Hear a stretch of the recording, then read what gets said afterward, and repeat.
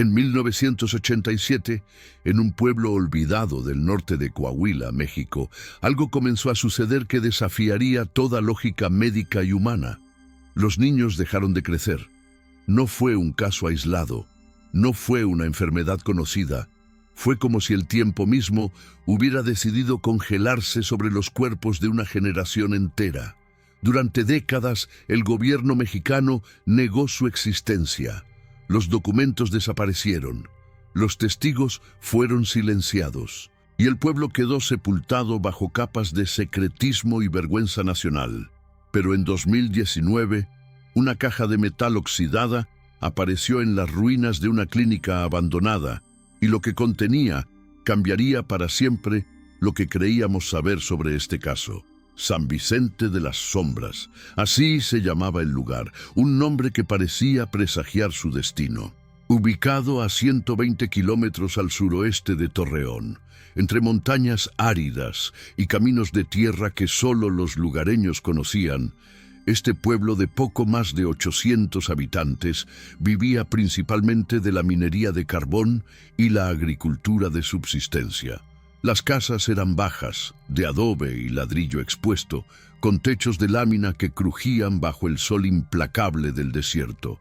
En las tardes, el viento arrastraba polvo rojizo que se metía en cada grieta, en cada pulmón, en cada memoria. La vida en San Vicente transcurría con la monotonía propia de los lugares donde todos se conocen desde antes de nacer. Las mujeres lavaban ropa en el arroyo seco que solo se llenaba 2 meses al año. Los hombres descendían a las minas antes del amanecer y regresaban cuando el sol ya había caído, con rostros negros de carbón y ojos cansados. Los niños jugaban fútbol en la plaza central, donde una iglesia de campanario torcido vigilaba con silencio pétreo. Todo era predecible, todo era eterno, hasta que dejó de serlo. El doctor Armando Villarreal era el único médico del pueblo. Había llegado en 1985, recién graduado de la Universidad Autónoma de Nuevo León, con la ingenuidad de quien cree que puede cambiar el mundo desde un consultorio de 3 habitaciones. Era un hombre delgado, de lentes gruesos y manos suaves que contrastaban con las manos callosas de sus pacientes. Llevaba un registro meticuloso de cada nacimiento, cada vacuna, cada enfermedad. Sus cuadernos de pasta dura, forrados en cuero café, contenían la historia médica completa de San Vicente. Nadie imaginaba que esos cuadernos desaparecerían junto con él. Entre 1985 y 1987, el doctor Villarreal atendió 42 nacimientos. Niños sanos, de peso normal, sin complicaciones aparentes. Pero en marzo de 1987, durante un control rutinario de crecimiento, notó algo que lo inquietó. 3 niños de 2 años no habían ganado ni 1 centímetro en los últimos 6 meses. Sus gráficas de crecimiento mostraban una línea horizontal perfecta, como si sus cuerpos hubieran decidido hacer una pausa. Villarreal pensó en desnutrición, en parásitos, en problemas hormonales. Solicitó análisis de sangre. Todo salió normal. Para mayo de ese año, el número había aumentado a 17 niños. Todos entre 1 y 4 años de edad. Todos con el mismo patrón inexplicable. Crecimiento detenido, peso estancado, pero signos vitales perfectos. El doctor escribió en su cuaderno con letra temblorosa: esto no tiene precedente en la literatura médica. Los niños están sanos, pero no crecen. Es como si el desarrollo se hubiera suspendido por orden de algo que no comprendo. Las madres comenzaron a notar otros detalles perturbadores. Los niños no solo dejaban de crecer en estatura, su desarrollo cognitivo también parecía ralentizarse. Un niño de 3 años hablaba como si aún tuviera 18 meses. Una niña de 4 seguía gateando en lugar de caminar con fluidez. No eran casos de retraso mental clásico. Era algo distinto, sutil, como si la maduración de sus cerebros ocurriera en cámara lenta. Y lo más extraño de todo, los niños parecían conscientes de ello. Algunos lloraban frente al espejo, otros preguntaban por qué sus amigos mayores ya no querían jugar con ellos. El doctor Villarreal contactó a las autoridades sanitarias estatales. Envió reportes urgentes a la Secretaría de Salud. Solicitó la intervención de especialistas de la Ciudad de México. La respuesta fue un silencio ensordecedor. Pasaron semanas, luego meses, hasta que en agosto de 1987, 2 funcionarios aparecieron en San Vicente. No eran médicos, vestían trajes grises idénticos y llevaban maletines de aluminio. Se reunieron con el doctor Villarreal durante 4 horas en su consultorio. Cuando salieron, el médico estaba pálido. Esa noche escribió en su diario personal algo que solo se descubriría 32 años después. Me ordenaron detener las investigaciones. Dijeron que esto nunca sucedió. Me amenazaron con cerrar la clínica y revocar mi cédula si hablo. Pero no puedo quedarme callado. Estos niños necesitan ayuda y alguien sabe exactamente qué les está pasando. Si te interesa descubrir casos como este que el gobierno prefiere ocultar, suscríbete a Ecos del Silencio y activa las notificaciones. Cada semana investigamos los misterios más perturbadores de América Latina, aquellos que las autoridades no quieren que conozcas. Los padres de familia comenzaron a organizarse. María Elena Soto, madre de 2 de los niños afectados, convocó a reuniones clandestinas en el sótano de su casa. 18 familias acudieron, compartieron sus temores, sus observaciones, sus sospechas. Algunos hablaban de la mina, recordaban que 3 años atrás, en 1984, hubo un accidente nunca reportado oficialmente. Una explosión en el túnel 7. 5 mineros murieron, pero hubo rumores de que habían encontrado algo antes del colapso, algo que brillaba con luz propia en la oscuridad, algo que los capataces ordenaron enterrar bajo toneladas de roca. Otros mencionaban el agua. Desde 1986, el pueblo recibía agua de un nuevo pozo perforado por una compañía extranjera. El sabor había cambiado, era más metálico, dejaba un residuo blancuzco en las ollas. El ingeniero responsable de la perforación era un estadounidense que solo estuvo 2 semanas en el pueblo y nunca regresó. Cuando intentaron contactarlo, descubrieron que la compañía que lo empleaba no existía en ningún registro oficial. El doctor Villarreal comenzó a sospechar de algo más profundo.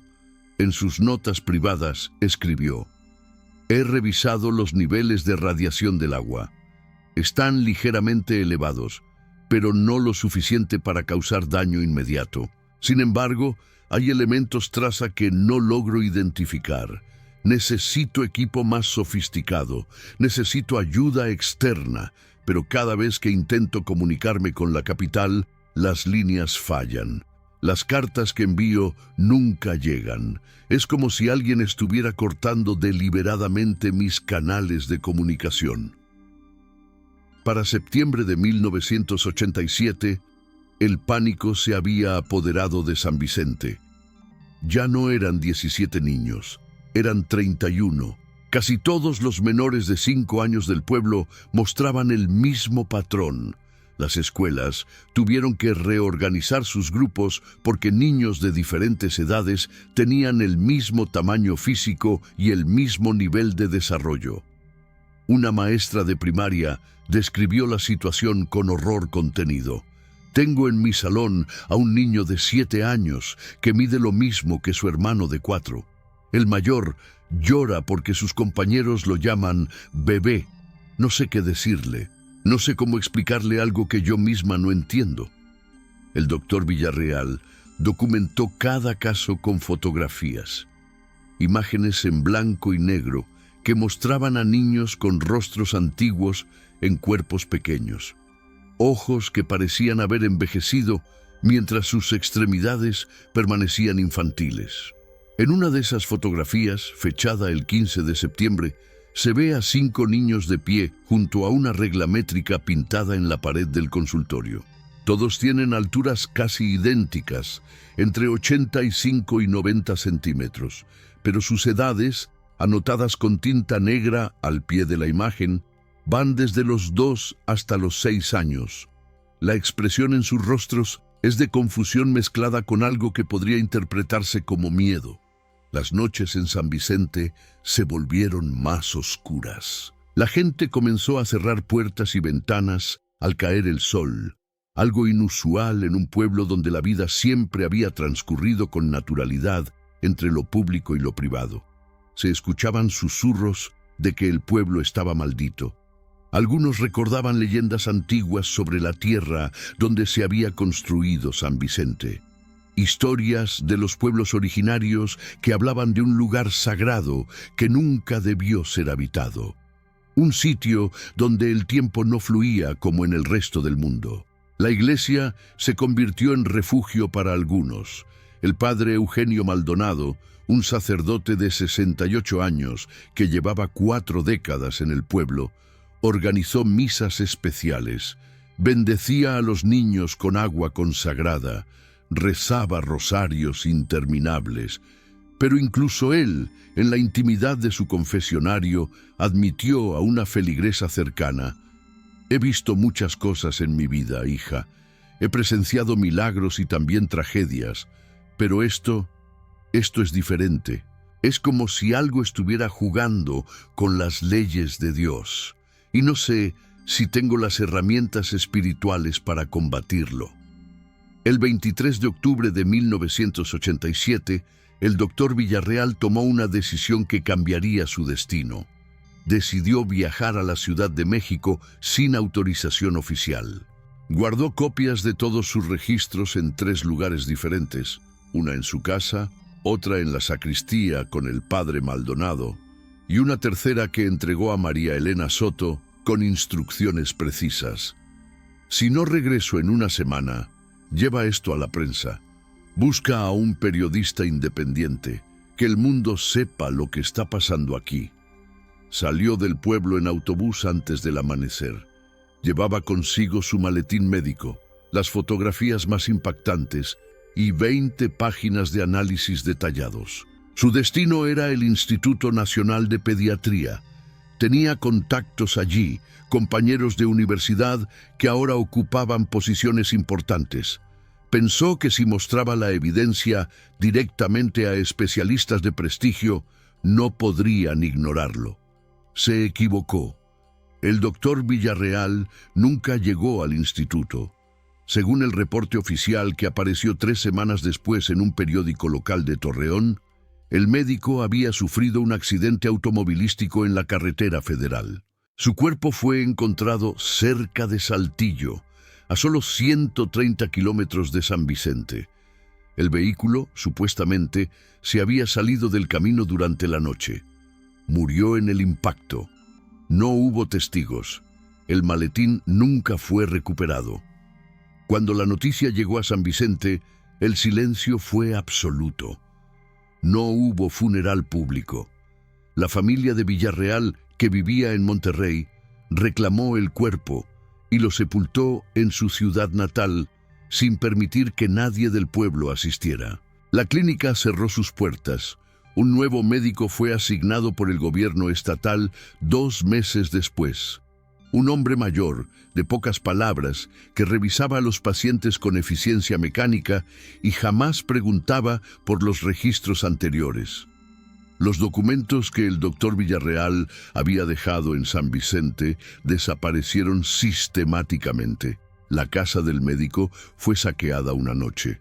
Cuando los vecinos acudieron después de escuchar ruidos, encontraron cada cajón abierto, cada estante vacío. Se habían llevado solo los papeles. Las pertenencias personales, incluso objetos de valor, permanecían intactas. La sacristía de la iglesia también fue visitada. El padre Maldonado juró que los archivos médicos estaban en el armario del fondo, pero cuando fue a buscarlos, ya no existían. Solo quedaba un espacio vacío que olía levemente a queroseno. María Elena Soto fue más precavida. Enterró la copia que le había confiado el doctor Villarreal en un frasco de vidrio, dentro de una caja metálica, bajo el piso de tierra de su cocina. Nadie lo supo, ni siquiera su esposo. Cada noche, antes de dormir, se aseguraba de que el azulejo que marcaba el escondite estuviera en su lugar, y cada mañana rezaba para que nunca tuviera que desenterrarlo. Pero el miedo la consumía. Los hombres de traje gris regresaron al pueblo, no una, sino 3 veces durante noviembre de 1987. Visitaban casas al azar, hacían preguntas con sonrisas que no llegaban a los ojos, ofrecían dinero a cambio de silencio. Algunas familias aceptaron, otras se negaron.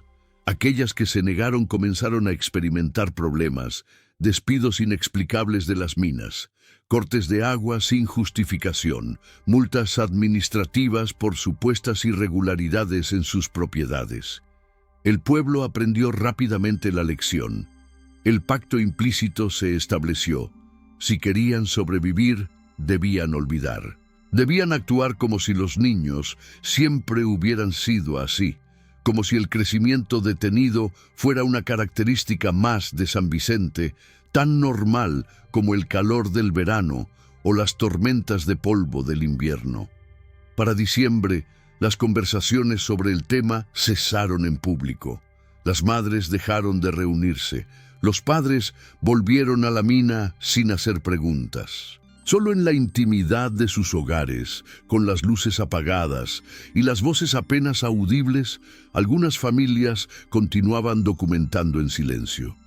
Medían a sus hijos en secreto, anotaban fechas en calendarios escondidos, guardaban ropa que nunca dejaba de quedarles, acumulaban evidencia que tal vez nunca podrían usar, pero que les daba la ilusión de que algún día, de alguna forma, alguien los escucharía. Los años pasaron con una lentitud cruel en San Vicente de las Sombras. 1988, 1989, 1990. Los niños que habían dejado de crecer en 1987 continuaban con la misma estatura. Un niño que tenía 3 años cuando comenzó el fenómeno, ahora tenía 6, pero su cuerpo seguía siendo el de un infante. Las implicaciones psicológicas eran devastadoras. Estos niños desarrollaban conciencia, memoria, emociones complejas, pero permanecían atrapados en cuerpos que no correspondían a su edad mental. Algunos desarrollaron depresión severa, otros ataques de ira inexplicables. Las familias vivían en un limbo entre la esperanza de que algún día el crecimiento se reactivara y la certeza creciente de que esto era permanente. El nuevo médico del pueblo, el doctor Héctor Robles, mantenía un registro escueto y desapasionado. En sus informes mensuales a la Secretaría de Salud, todo aparecía normal. Vacunaciones al día, enfermedades estacionales controladas, mortalidad infantil dentro de los parámetros esperados. Ni una sola palabra sobre el estancamiento del crecimiento.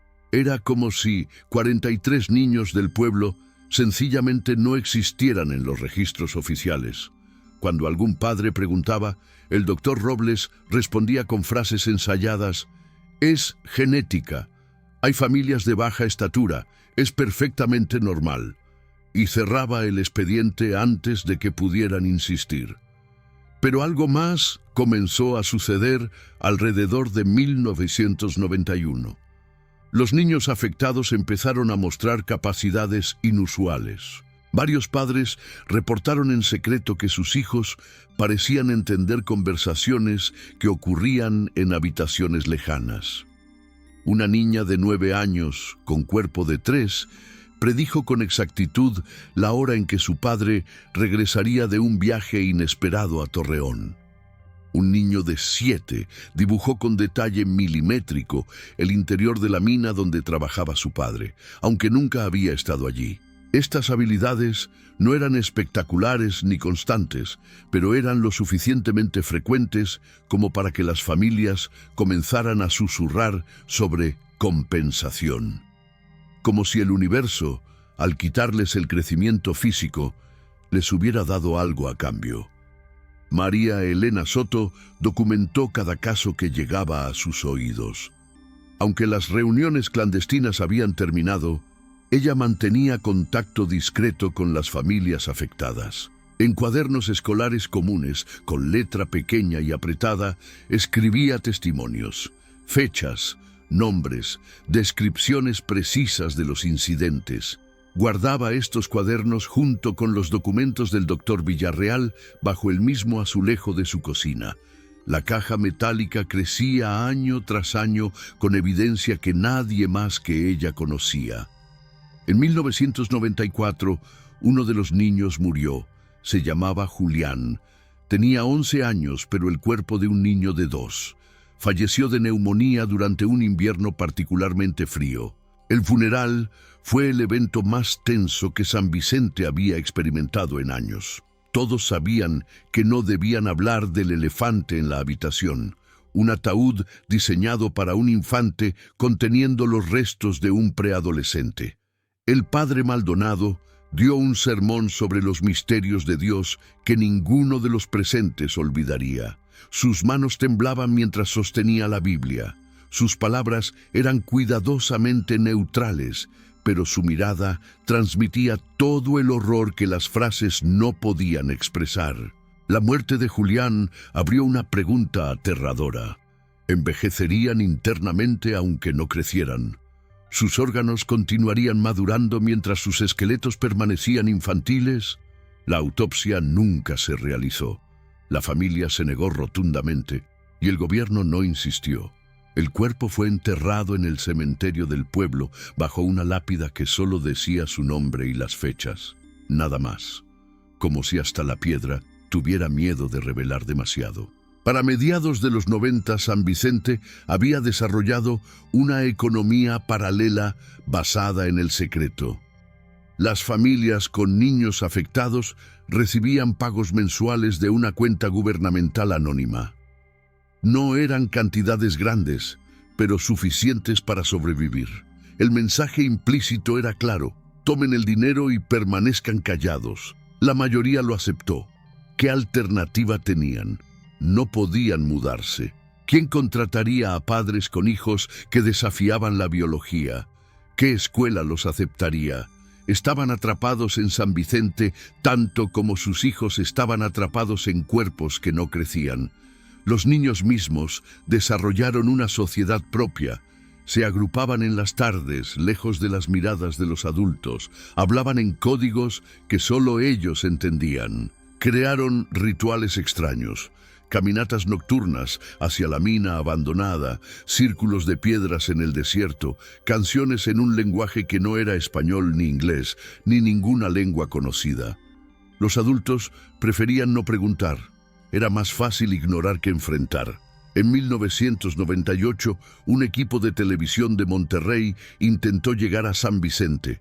Habían escuchado rumores vagos sobre algo extraño en un pueblo minero de Coahuila. Nunca llegaron. Su camioneta se descompuso a 50 kilómetros del pueblo. Cuando intentaron conseguir ayuda, descubrieron que sus celulares no tenían señal.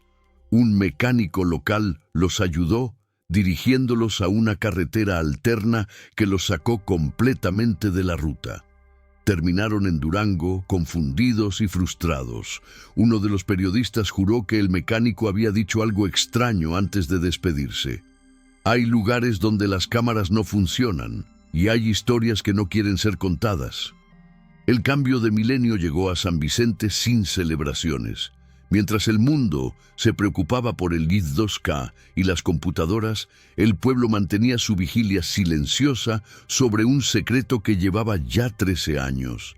Los niños afectados en 1987 ahora eran adolescentes con cuerpos de preescolares. Algunos habían aprendido a leer y escribir a niveles avanzados. Otros mostraban interés en matemáticas o música.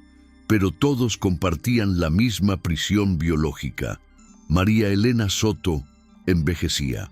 Su cabello, completamente negro en 1987, ahora mostraba hebras grises. Sus hijos gemelos, Afectados por el fenómeno cuando tenían 3 años, ahora tenían 16. Medían 92 centímetros. Vestían ropa de niño pequeño. Hablaban con voces que habían madurado apenas un tono, pero sus ojos contenían décadas de tristeza comprimida. A veces, María Elena los encontraba mirando fotografías de cuando eran bebés y se preguntaba qué pensaban. Si maldecían el día que nacieron en San Vicente, si soñaban con una vida que nunca podrían tener. En 2003, el gobierno mexicano cambió de administración. Con el nuevo sexenio llegaron nuevas prioridades, nuevos funcionarios, nuevos sistemas burocráticos. Los pagos mensuales a San Vicente comenzaron a retrasarse. Primero una semana, luego un mes. Para 2005 habían cesado completamente. Nadie del pueblo se atrevió a reclamar. Reclamar significaba reconocer oficialmente que existía un acuerdo. Y reconocer el acuerdo significaba reconocer el problema que supuestamente nunca había existido. El tiempo continuó su marcha inexorable para todos, excepto para los niños de San Vicente. 2010, 2015. Algunos de los afectados ahora tenían más de 30 años. 30 años atrapados en cuerpos que nunca superaron los 100 centímetros de estatura.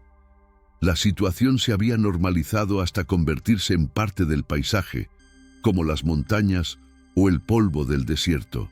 Los forasteros que ocasionalmente visitaban el pueblo notaban algo extraño, pero nadie hacía preguntas directas.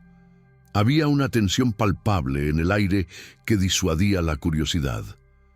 María Elena Soto murió en enero de 2019 a los 68 años. Un infarto fulminante mientras preparaba el desayuno. Sus hijos gemelos, con cuerpos de niños pequeños pero mentes de adultos de 35 años, la encontraron desplomada sobre el piso de la cocina. El funeral fue pequeño y silencioso. Pocas personas quedaban en San Vicente que recordaran los días del doctor Villarreal. La mayoría de los jóvenes del pueblo habían emigrado. Solo permanecían los viejos, los afectados y aquellos demasiado cansados para empezar de nuevo en otro lugar. Al vaciar la casa de María Elena, sus hijos decidieron remodelar la cocina.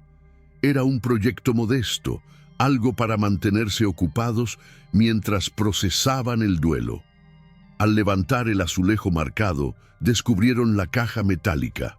Estaba sellada con cinta impermeable y envuelta en plástico. Dentro, perfectamente preservados, estaban los cuadernos de María Elena, las fotografías del doctor Villarreal, los análisis médicos de 1987 y una carta escrita a mano por su madre fechada en diciembre de 2018, apenas semanas antes de su muerte.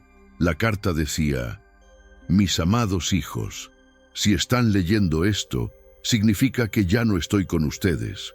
He guardado este secreto durante 32 años porque tenía miedo. Miedo de que nos hicieran daño, miedo de que nos separaran, pero ahora que mi tiempo termina, comprendo que el silencio es peor que el miedo. Ustedes merecen saber la verdad completa. El doctor Villarreal no murió en un accidente, fue asesinado. Lo sé porque el padre Maldonado me confesó antes de morir que había visto el cuerpo. Tenía marcas de tortura. Alguien quería información y probablemente la obtuvieron antes de matarlo. Lo que está pasando en San Vicente no es natural. Tampoco es castigo divino. Es un experimento, siempre lo fue. El agua del pozo no fue contaminada accidentalmente, fue envenenada deliberadamente y los responsables siguen observando. Hace 3 años vi a los mismos hombres de traje gris en Torreón. No han envejecido, no han cambiado, siguen vigilando. Usen esta información como consideren necesario, pero sepan que revelarla puede costarles la vida. Los amo más de lo que las palabras pueden expresar». Su madre. Los gemelos leyeron la carta en silencio. Luego leyeron los documentos médicos. Las anotaciones detalladas del doctor Villarreal eran devastadoras. Había identificado elementos radiactivos en el agua, trazas de compuestos que no existían en la naturaleza, patrones de exposición consistentes con contaminación intencional. Había llegado a la conclusión de que San Vicente era un sitio de prueba, un laboratorio humano, y los niños, ellos mismos incluidos, eran experimentos vivientes. Durante semanas debatieron qué hacer. Una parte de ellos quería olvidar, enterrar nuevamente la caja, continuar con la vida de negación que habían heredado. Pero otra parte, la parte que había crecido mentalmente, aunque sus cuerpos no lo hicieran, necesitaba justicia, necesitaba que el mundo supiera. En marzo de 2019 tomaron la decisión más importante de sus vidas. Contactaron a un periodista independiente de la Ciudad de México a través de canales encriptados en Internet. Le enviaron copias digitalizadas de todo el material. Le contaron la historia completa. El periodista, Roberto Amador, era conocido por investigar casos de corrupción gubernamental. Había recibido amenazas antes, sabía los riesgos. Pero cuando vio las fotografías, cuando leyó los documentos, cuando habló por videollamada con los gemelos y vio a dos adultos con apariencia infantil narrando 32 años de encierro biológico, supo que esta era la historia de su vida. Comenzó la investigación más peligrosa de su carrera. Amador viajó a San Vicente con cámaras ocultas. Documentó todo, los adultos con cuerpos de niños, las casas abandonadas donde alguna vez vivieron familias que huyeron, la clínica cerrada donde el doctor Villarreal atendió sus últimos pacientes, el cementerio donde Julián y otros 8 afectados descansaban bajo lápidas infantiles, entrevistó a los sobrevivientes, grabó testimonios, recolectó muestras de agua del pozo sospechoso que, increíblemente, aún seguía en funcionamiento. Las muestras fueron analizadas en un laboratorio privado en Estados Unidos. Los resultados confirmaron las sospechas del doctor Villarreal. El agua contenía niveles de estroncio 90 y cesio 137, isótopos radiactivos de larga vida. Pero también algo más, compuestos orgánicos sintéticos que no correspondían a ninguna clasificación conocida. El químico que realizó el análisis escribió en su informe: estos elementos parecen diseñados para interferir específicamente con la producción de hormona del crecimiento humana. Nunca he visto nada igual. Si esto fue creado por humanos, representa un nivel de biotecnología que no debería existir. En junio de 2019, Roberto Amador publicó su investigación en una plataforma digital independiente. El artículo se tituló San Vicente de las Sombras, el pueblo que México quiere borrar. Incluía fotografías, videos, documentos, análisis químicos, testimonios. La evidencia era irrefutable. Durante 24 horas, el artículo se viralizó. Millones de personas lo leyeron. Los medios internacionales comenzaron a contactar a Amador. Las redes sociales explotaron con indignación. Y entonces, silencio. El artículo fue removido de la plataforma. La cuenta de Amador fue suspendida. Los servidores que alojaban las copias de respaldo sufrieron ataques cibernéticos masivos. En menos de 48 horas, toda evidencia digital había sido borrada de Internet. Roberto Amador desapareció. Su último mensaje fue un tuit críptico. Tenían razón. No querían que esta historia fuera contada, pero ya está afuera. Busquen las copias, busquen la verdad. Nunca fue encontrado. La investigación oficial concluyó que había abandonado el país voluntariamente. Su familia insistió en que fue secuestrado. No hubo pruebas de ninguna de las dos versiones, solo silencio. Nuevamente, pero las copias existían. en memorias USB escondidas, en discos duros enterrados, en emails enviados a contactos confiables. La historia de San Vicente se convirtió en leyenda urbana, en teoría de conspiración. Algunos creían, otros se burlaban. El gobierno mexicano nunca emitió declaración oficial. Cuando periodistas preguntaban, recibían respuestas evasivas. No tenemos registro de tal lugar, o esos reportes carecen de fundamento científico. Hoy, en 2025, San Vicente de las Sombras sigue existiendo. Puedes encontrarlo en mapas antiguos, pero si buscas en Google Maps, la ubicación está borrosa. Si intentas llegar en auto, los caminos están bloqueados por construcciones permanentes. Los 43 niños que dejaron de crecer en 1987 ahora tienen más de 40 años. 23 siguen vivos. 20 han muerto de causas diversas, pero todas sospechosas. Viven en casas adaptadas para sus tamaños. Tienen trabajos limitados. Algunos han aprendido a usar Internet y comparten fragmentos de sus historias en foros anónimos. Pero nadie les cree. Son fantasmas de un experimento que oficialmente nunca ocurrió.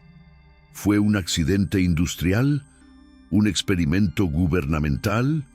¿Contaminación encubierta de una corporación extranjera? ¿O algo más oscuro que nuestra comprensión actual no puede procesar? Los documentos del Dr. Villarreal sugieren intencionalidad. La carta de María Elena habla de vigilancia permanente.